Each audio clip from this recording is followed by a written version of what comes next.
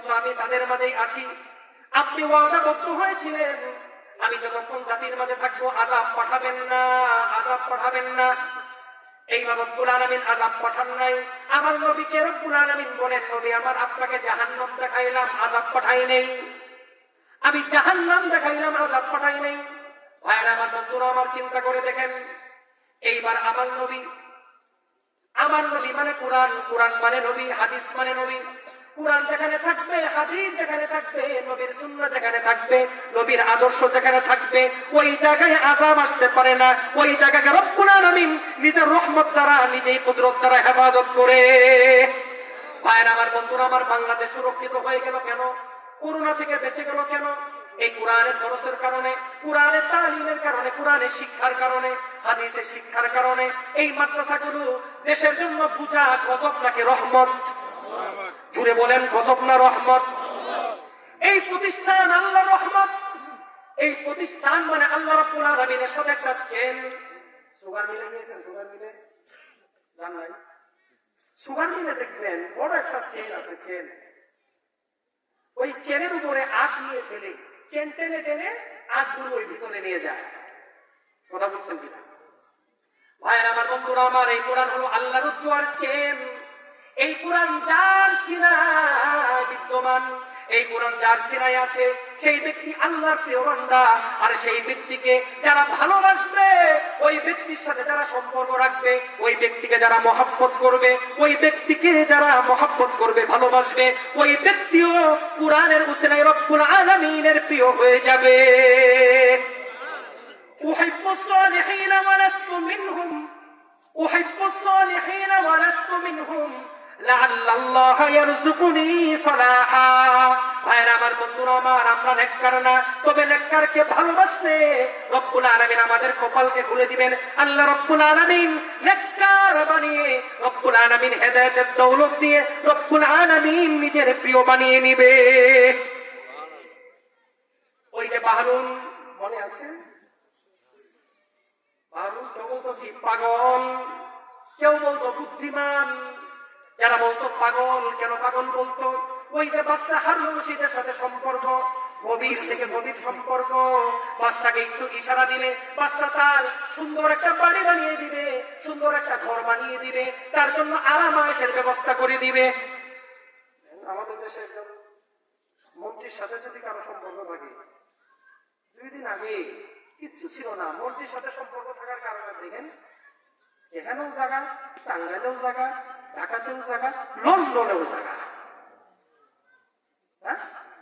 আমার দেখা এক ছেলে কম দোকান করতো, ছেলের অসুখ হয়েছে, তার বাচ্চার অসুখ হয়েছে, প্যারাসিটামল কেনার টাকা নাই। আমার মাদ্রাসার ওদিকে মাঝে মাঝে জহুর পড়তে ঢুকে আমার সাথে দেখা করে, হুজুর কেমন আছেন, কি দিয়ে আসছো? হুজুর ওই গাড়ি নিয়ে আসছি। গাড়ি এক কালার, একবার দেখি সাদা, আরেকবার দেখি কি খৈরি, প্রাইভেট কার, আরেকবার দেখি আরেক কালার। এই গাড়ি এত গাড়ি নিয়ে আসলে কার? হুজুর আমরা আল্লাহ আমার বরকত ঢাইলে দিছে সব। কয়েকদিন আগে ছোট্ট টং দোকান, কিচ্ছু নেই, বাজার করার টাকা নেই, চিকিৎসা করার টাকা নেই, প্যারাসিটামল করার টাকা, কেনার টাকা নেই। তার এই হইছে সম্পদ। কেন? ওই যে একজনের সাথে তার সম্পর্ক। এইবার বাহরুন যেটা তো কোনো এমপির সাথে সম্পর্ক নয়, কোন নেতার সাথে সম্পর্ক নয়, কোন মন্ত্রীর সাথে সম্পর্ক নয়। এটা কার সাথে সম্পর্ক? খলিফা আব্বাসিয়া খেলাফতের সবচেয়ে প্রভাবশালী বাদশা হারুন রশিদের সাথে সম্পর্ক। সম্পদের কোনো অভাব নাই, সম্পদের কোনো অভাব নাই। বাদশা চাইলে তাকে শিল্পপতি বানিয়ে দিতে পারে, প্রচুর সম্পত্তির মালিক বানিয়ে দিতে পারে। এরপরও বাদশার কাছে যায় আর আসে, নিজের তালি ফাটা ছেঁড়া কাপড় পরিধান করে, নিজের কোনো ঘর নাই, নিজের কোনো বাড়ি নাই, ভালো খাদ্য নাই, বাদশার থেকে হাদিয়া নেই না, বাদশার থেকে কোনো অপুটকর নেই না। সবাই তারা পাগল কয়, বাদশাও কি কয় তুই এটা পাগল, শাস্ত্র দিলেও তো নেস না, বাদশা দিতে চায় এরপরও নেয় না, তুই পাগল। একদিন বন্ধুদের সামনে বাদশা কই কি, এই বাহলুল তোকে এই লাঠিটা দিলাম, এই লাঠিটা তুই তোর চেয়ে বড় যদি কোনো ব্যাককল পাস, ওই ব্যাককলটাকে তুই দিবে, তোরে দিলাম না, দায়িত্ব দিলাম, আমানত। তোর চেয়ে বড় কোনো ব্যাককল যদি পাস দিয়ে দিস, তার মানে তোর সে বড় বেকল পাবিও না, তোর কাছে থাকবে তুই হইলি বড় বেকল। তাকে একটা সিফা মার ছিল না, তোদের মধ্যে নাই সিফা মার, সিফা মার বুঝলেন তো? সিফা মার কাছে আল্লাহ বলি না, কিন্তু কথা বুঝে উত্তর দেয় না, কিন্তু বুঝে কিন্তু সময় মতো কিন্তু কি দেয়, জবটা দিয়ে দেয়। কথা বলছেন? সময় মতো জব, সময় মতো পায়। এইবার বাহারুল বাদশাহ মাস যায়, বছর যায়, এই ঠাট্টাটা হারুন রশিদ ভুলে গিয়েছে। দীর্ঘদিন পরে বাদশাহ হারুন রশিদ, প্রভাবশালী বাদশাহ, তার মৃত্যুর সময় ঘনিয়ে এসেছে। অসুস্থ, কিছু খেতে পারে না। ডাক্তাররা, বিজ্ঞ ডাক্তার ঘোষণা করে দিল বাদশার বেশি সময় নেই, যখন তখন চলে যাবে। একদম কাছাকাছি সময়, কারোর সাথে দেখা করতে দেওয়া যাবে না। তবে বাদশা একটা ঘোষণা দিয়ে রাখছিলেন, বাহারুল আল্লাহর ওলি, ব্যক্ত হইতে পারে আল্লাহর ওলি, তবে সে আমার কাছে যখন আসতে চায় তখনই যাতে আসতে পারে। বলা ছিল তার, যখন তখন সে প্রবেশ করতে পারত রাজদরবারে। বাচ্চার অসুস্থতার কথা শুনি না, খুব অসুস্থ, মুমূর্ষু অবস্থায়, যখন তখন চলে যাবে, এইটা শুনে ওই লাঠিটা নিয়ে বাচ্চার কাছে আসলো। এইবার বাদশাকে বলে, বাদশা আপনার কি অবস্থা, কেমন আছেন? এইবার বাদশা বাহারুলকে ধরে চিৎকার শুরু করে দিল, বাহারুল, ডাক চলে আসবে, যখন তখন চলে আসবো, আমি চলে যাব, চলে যাব, আমাকে মাফ করে দিও, আমার জন্য দোয়া করো, আমি চলে যাব, চলে যেতে হবে। এইবার বাদশাকে বাহারুল বলে, কোথায় যাবেন? কবরে। কতদিনের সফর? কতদিন আসবেন? আমি এতদিন ঠাট্টা করে বসে একটা ব্যাগ করবো, তুমি আসলে একটা ব্যাগ করবো। এই কবরে গেলে গভীর আসতে পারে? এটা কোনো দিনের সফর? কথা বলতে গেলে কোনো দিনের সফর?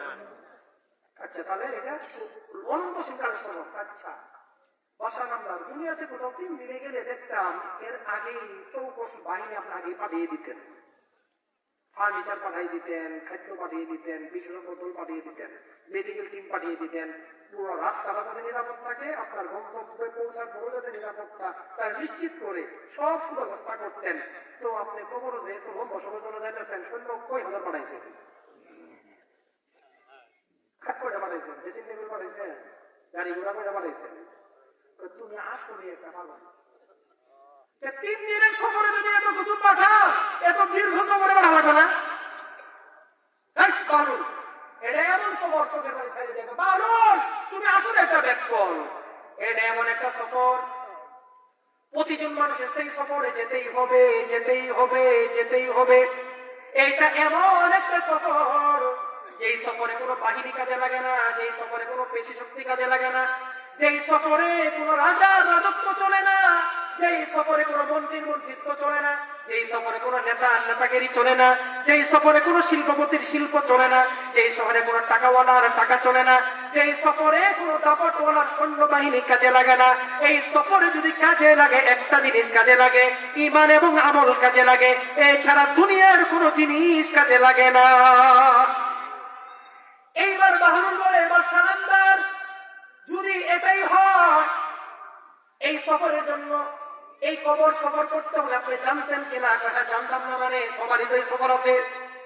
যদি জানতেন, আপনার মুখে হাসি লেগে থাকতো, চোখে কখনো পানি দেখি নাই, আল্লাহ আল্লাহ নাম ডাকতে শুনি নাই, হাসি তামাশার মধ্যে ছিলেন, কুরআন তেলাওয়াতের মধ্যে ছিলেন না, আল্লাহ জিকিরের মধ্যে ছিলেন না। কবর আসবে, দুনিয়ার জীবন শেষ হয়ে যাবে, এরপরেও কবরের জগতের জন্য যথাযথ ব্যবস্থা নেন নাই, প্রস্তুতি গ্রহণ করেন নাই, জানার পরেও প্রস্তুতি গ্রহণ করেন নাই। বাদশা নামদার, বড় একটা আমানত ছিল আমার কাছে, আমানতের পুরা করার সময় আসে গেছে। কি এটা যাই হবে, আপনি হাসি তামাশাই ছিলেন, কবরের আমল সামানা গ্রহণ করেন নাই, প্রস্তুতি গ্রহণ করেন নাই। অতএব আপনি বলছিলেন আমার সে বড় বেতন যারে পাই এনে যাতে দিয়ে দিই। আমি তো এটা দেখতেছি আপনি একটা প্রযোজী ব্যক্তি, আমরা ছাড়া তো কেউ নাই। লাঠিটা নেন, লাঠিটা দিয়ে চলে বাদশা তাকিয়ে আছে, ঝাড় করে কাঁদে। আর কি কয়, বাহরুল তোমাকে আমরা মাজসুব বলতাম, তোমাকে আমরা পাগল বলতাম। সত্যি কিছু লোক আমার দেশে তোমাকে দানা বলতো, বুদ্ধিমান বলতো, বুদ্ধিজীবী বলতো। সত্যি তুমি হলে বুদ্ধিমান।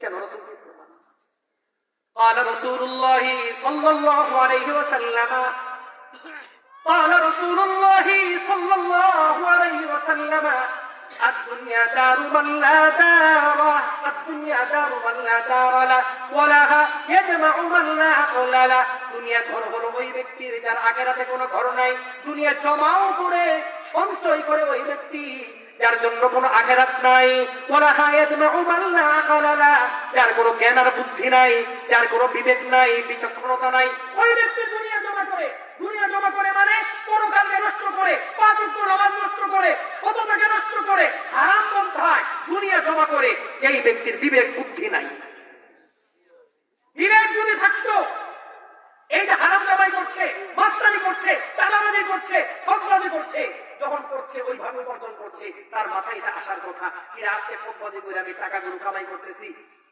কালকে এটা ভোগ করতে পারবো কিনা জানি না কথা ঠিক কিনা বলেন চিন্তা করে দেখেন আপনার চেয়ে কম বয়সী মানুষ চলে গেছে দুনিয়া থেকে আপনার সামনে ঘটে নাই এরকম কম বয়সী মানুষকে দাফন করতে ভয় নাই শুধু তা না আমার চেয়ে কম বয়সী মানুষকে আমি জানাজা করিয়েছি আগের দিন রাতে তাকে দেখেছি সুস্থ কথাও হয়েছে পরের দিন দুপুরেও সুস্থ দুপুরে খেয়েছে সুস্থ 3টা বাজেও সুস্থ 3টা বাজে ছাদে উঠেছে বলতে পারে না যায় দেখে ছাদের মধ্যে আসর করে পড়া হাসপাতালে নিয়ে গেছে ডাক্তার বলে অনেক আগেই মারা গেছে যুবক আজকে যে বয়ান করছি আপনারা শুনছেন আমি করছি এই যে আমরা যে পরস্পর বসে আছি পর্দার আড়ালের মা বোনেরা আছেন চাই যুবক চাই বৃদ্ধ আগামী রাতে এই রাত 12:35-40 বাজতেছে আগামী রাতে এই সময় আমরা লাইটের নিচে সামিয়ানের নিচে বা ছাদের নিচে আসমানের নিচে থাকবো না মাটির নিচে থাকবো না আপনি জানেন না আমি জানি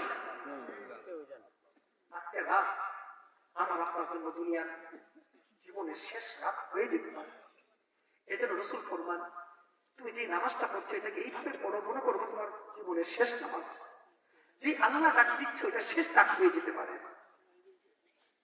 সময় নষ্ট করা ঠিক না ভাই আমার বন্ধুরা আমার আল্লাহ রাব্বুল আলামিন কোরআনে এটাই বলেন আমি তেলাওয়াত করেছিলাম 185 নম্বর আয়াত সূরা আলে ইমরানের কুল্লু নাফসিন যায়িকাতুল মাউত ওয়া ইন্নামা তুওয়াফাউনা উজুরাকুম ইয়াওমাল কিয়ামাহ প্রতিটা মানুষ তার মৃত্যু হবেই হবে মৃত্যু থেকে পলায়ন করতে পারবে না মৃত্যু হবে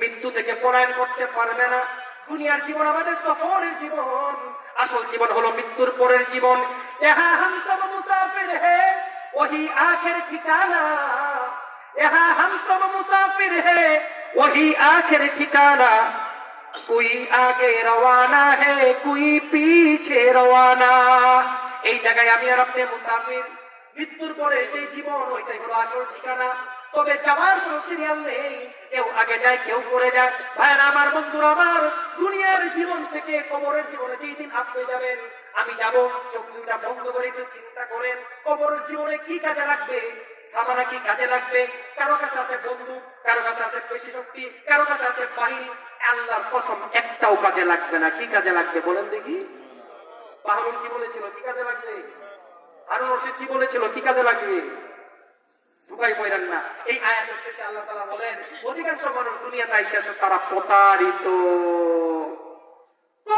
সে নিজেও বুঝবে কবরে ঢুকানোর আগে কেন রাসূল ফরমান ইবনে উমর রাদিয়াল্লাহু তাআলা থেকে বর্ণিত আলোচনা দীর্ঘ হয়ে যাচ্ছে কষ্ট হচ্ছে না আপনাদের আমাকে মাফ করে দিবেন তো যদি ধৈর্য বসেন আল্লাহ 12:30 এই মৌলভী সাহেব বয়ান করছে আমার কিন্তু জান্নাতের রাস্তা বন্ধ কথা বলেন নাই আসলে তবে আমাদের ফজর করতে হবে এত দীর্ঘ রাত করা যাবে না এজন্য এখন শেষ করে দিব আমি ইনশাআল্লাহ এই হাদিসটা বলে আমি শেষ করে দিব ইনশাআল্লাহ আল্লাহ রাসূল ফরমান মানুষ যখন মারা যায় আপনারা হাদিসটা শুনেছেন আমি শুধু একটু ব্যাখ্যা বলবো মানুষ যখন মারা যায় তার কবর পর্যন্ত কয়টা জিনিস যায় শুনেন নাই কয়টা জিনিস যায় সালাসা কয়টা জিনিস রাসূল বলেন কি কি যায় ইয়াতবাউ আহলুহু ওয়া মালুহু ওয়া আমালুহু তার আত্মীয়-স্বজন বন্ধু বান্ধব আত্মীয়-স্বজন কাছের যারা তারা যায় না লাস্টে আমরা খাটিয়ে দেয় না যায় নম্বর 2 ওয়া মালুহু তার মাল যায় প্রশ্ন থাকে মাল দেখা যায় মাল যায় এটা আমি আর আপনার বলতে পারতেছি না। কারণ যে মারা যায় সেই জীবনে দেখেন মানের জন্য স্ত্রীর হক আদায় করে নাই, সময় দেয় নাই, সন্তানের হক আদায় করে নাই, সময় দেয় নাই, হারাম তরিকায় নাজায়েজ তরিকায় জুলুম করে মাল মাল মাল তার জীবনের উল্লেখযোগ্য একটা অংশ তার যোগ্যতা মালের পিছনে খরচ করে দিয়েছে। এই মালকে তার এমনি হাতছাড়া হয়ে যাবে। আত্মীয় স্বজন আপনজন যখন নাকি কবর পর্যন্ত যাবে, আল্লাহ তাআলা তার মালের একটা আকৃতি দান করবে। আকৃতি, বিশাল বাহিনী, ক্ষমতা, ধন, মালের একটা আকৃতি দেওয়া হবে। আত্মীয় স্বজনের সাথে দেখবে তার মাল, বিশাল বিশাল বাহিনী, এগুলো যাচ্ছে, তো সে গর্ব করতে থাকবে। কবরে যায় ফেরেশতা আসলে আমার এই বাহিনী সব উল্টাই দিবে, সব কি করে দিবে। তার ইমান আমল দুর্বল, সাথে সাথে লেঙ্গায় লেঙ্গায় যাবে। ওই থাক, ইমান আমল দুর্বল, অসুবিধা নেই, আমার মাল যে সবল, আত্মীয় স্বজন বিশাল বাহিনী সব বাইরে এসে শেষ করে আমার পেয়ে দিবে। কিন্তু কবরে যখন তাকে রাখা হয়, বিশ্বনবী রাহমাতুল্লাহ আলাইহি ফরমান, আস্তে করে ওই দুর্বল ঈমান আর আমলটা তার কবরের মধ্যে প্রবেশ করবে, পুরুষের ও মহিলারও। ওই যে আত্মীয় স্বজন কবরের মধ্যে যায়, হ্যাঁ, তিনজন মাত্র নামে, যখন তিনজন নামে সে চিৎকার করে, কিন্তু তোমরা নামো না কেন?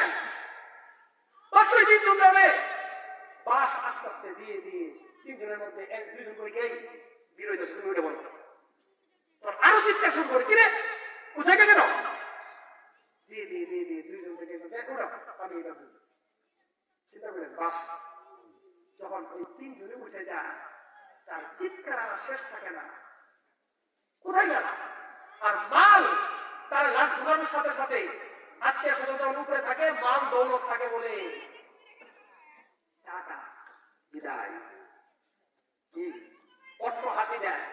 তো চিৎকার করে, কিরে মাল, তোমার জন্য আমি সব ছেড়ে দিলাম, নামাজ ছেড়ে দিলাম, ফজর ছেড়ে দিলাম, এশা ছেড়ে দিলাম, ইনাম ও ইমাম ছেড়ে দিলাম, মাদ্রাসা ছেড়ে দিলাম, ইসলাম ছেড়ে দিলাম, কুরআন ছেড়ে দিলাম, সুন্নাহ ছেড়ে দিলাম, সবগুলো ছেড়ে দিলাম তোমার জন্য, তুমি আমাকে ছেড়ে যাচ্ছ কোথায়? তখন মাল অর্থ হাসি দিয়ে বলে, তুমি একটা ব্যাককল ছিলা, আমি তো ওই ভিতরের জন্য না, আমি উপরের জন্য, যারা উপরে উপরে থাকবে তাদের জন্য। মৃত্যু হয়ে গেল, আমি শেষ। কথা বুঝছেন? আল্লাহ তাআলা বলেন মৃত্যু আসবে, আসবে, আল্লাহর কসম, আপনার আসবে, আমার আসবে, কখন আসবে কেউ জানি না, আসবে। মৃত্যুর আগে ঈমান আমল বানানো লাগবে, তবে দুনিয়াটা ঢুকার জীবন আপনাকে আমাকে প্রতারিত করে রেখেছে। এজন্য চোখ দুইটা খুলতে হবে, কথা ঠিক কি ঠিক না? চোখ কোথায় খুলবে?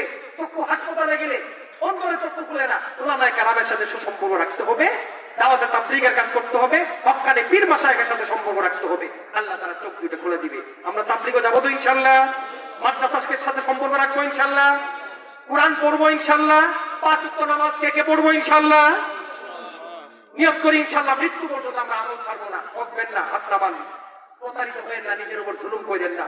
5 ওয়াক্ত নামাজ যথা সময়ে মা বোনেরাও পড়বেন, আপনারাও পড়বেন। এইটুকু আপিল আর গুজারিশ আপনাদের কাছে, হারাম খাবেন না, কোরআনের বিরুদ্ধে অবস্থান নেবেন না, বহু রকম চক্রান্ত